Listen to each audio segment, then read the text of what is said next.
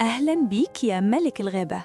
جهز نفسك لأن شهر إبريل 2026 مش مجرد شهر عادي في السنة، ده بداية السنة الفلكية الحقيقية. إحنا قدام حالة كونية نادرة جداً، كأن الكون كله بيضغط على زرار الريستارت وبيقولك يلا انطلق. تخيل إن كل الكواكب بلا استثناء ماشية في اتجاه مباشر، مفيش كوكب واحد بيتراجع أو بيعطلك، وده معناه إن الطاقة ماشية بسرعة الصاروخ.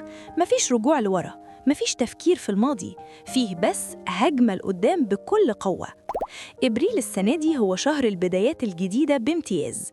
عندنا حشد كواكب مش طبيعي في برج الحمل، وده برج ناري زيك تماماً، يعني الطاقة دي بتدعمك، بتقويك وبتنفخ في نار حماسك. الكواكب كلها متجمعة في بيتك التاسع، بيت الرؤية البعيدة، السفر، التعليم العالي والحقيقة. انت دلوقتي كأنك كنت ماشي في غابة ومش شايف الطريق، وفجأة في قوة رفعتك فوق الشجر وبقيت شايف المشهد من فوق. Bird's Eye View. الرؤية وضحت وعرفت انت فين وعايز تروح فين. البيت التاسع هو المكان اللي بنرسم فيه النسخة الأفضل من نفسنا. انت دلوقتي بتتحاذى مع ذاتك العليا، مش بس بتفكر في مصلحتك الضيقة، لا، انت بتفكر في الصح، في القيم وفي الطريق اللي ربنا رسمه لك. الشهر ده هو شهر التزامن أو السينكرونيسيتي. هتلاقي نفسك في المكان الصح في الوقت الصح وبتقابل الناس الصح. لو فكرت في موضوع هتلاقي الكون بيبعتلك إشارة أو رد في كتاب بتقراه أو جملة بتسمعها صدفة أو نصيحة من شخص غريب. البيت التاسع هو الطريقة اللي الكون بيكلمنا بيها، فاسمع كويس للرسائل دي. لكن خلي بالك، البدايات الجديدة مش دايماً بتكون مفروشة بالورد، ساعات بتحتاج مجهود جبار. في الفترة من 17 لحد 21 إبريل الأجواء هتكون مشحونة جداً. عندنا اقتران قوي ومهم بين المريخ وزحل، ومعاهم عطارد، وكل ده في برج الحمل. زحل والمريخ لما بيتقابلوا بيحطوا قدامنا تحديات صعبة، بس التحدي مش معناه حاجة وحشة. الصعوبة هنا هدفها إنها تجبرك تتحرك. ساعات بنحتاج صدمة أو موقف يضايقنا عشان نقوم من مكاننا ونغير حياتنا، وده اللي هيحصل. ممكن تلاقي نفسك قدام قرار مصيري ومسؤولية كبيرة. زحل بيطلب منك الالتزام، والمريخ بيديك الطاقة الجسدية، وعطارد بيشغل عقلك. ممكن القرار ده يكون بخصوص دراسة حاجة جديدة صعبة، أو شغلانة جديدة بتطلب مجهود مضاعف، أو حتى قرار بالسفر أو الهجرة. التوقيت ده محتاج منك تكون حذر، بلاش تدخل في صدامات فكرية مع حد. الطاقة دي ممكن تخلي الناس تخبط في بعض بآرائها، وكل واحد شايف إن هو اللي معاه الحقيقة المطلقة. بلاش العند، وخليك هادي خصوصاً وانت سايق أو بتتعامل مع أدوات حادة أو مكن، لأن التوتر في الفترة دي بيكون عالي. بما إن البيت التاسع هو بيت الحقيقة، فأي حد بيحاول يداري حاجة أو بيلعب بالبيضة والحجر، الحقيقة هتظهر وهتتضرب في وشه. الشهر ده بيحب الناس الصريحة اللي ماشية بضمير. لو عندك نية لتطوير نفسك، ده أحسن وقت تعمل أبجريد لنسختك الحالية. ممكن تضحي ببعض الرفاهية أو العادات القديمة عشان توصل للمستوى الأعلى اللي انت بتحلم بيه. نيجي بقى للجانب المشرق جدا في حياتك المهنية.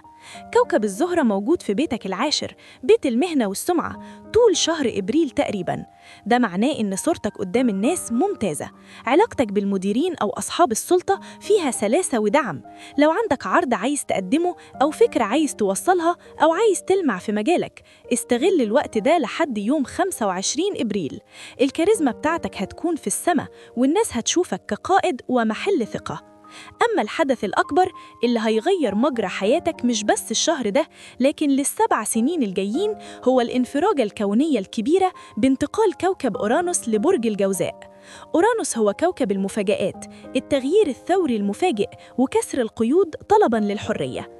بقاله سنين طويلة مربع برجك، يعني عامل زاوية ضغط وتربيع فلكي صعبة وقوية، فكنت بتحس إن حياتك المهنية ومكانتك الاجتماعية فيها خضات ما بتخلصش أو عدم استقرار، وكأنك بتبني وحاجة بتهد اللي بنيته فجأة، أو بتضطر تقبل قيود عشان تمشي الشغل.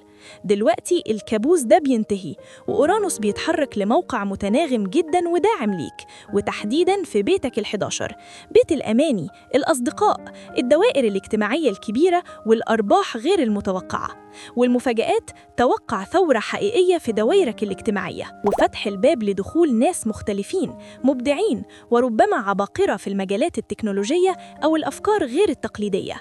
الناس دول هم اللي هيكونوا المفاتيح اللي بتفتح لك بواب، وهتكتشف إن الحلم المستحيل القديم اللي كنت مأجله بدأ يتحقق بضربة حظ أو فكرة بره الصندوق، خصوصاً لو وظفت أدوات عصرية زي الذكاء الاصطناعي أو السوشيال ميديا في تنفيذ أحلامك دي.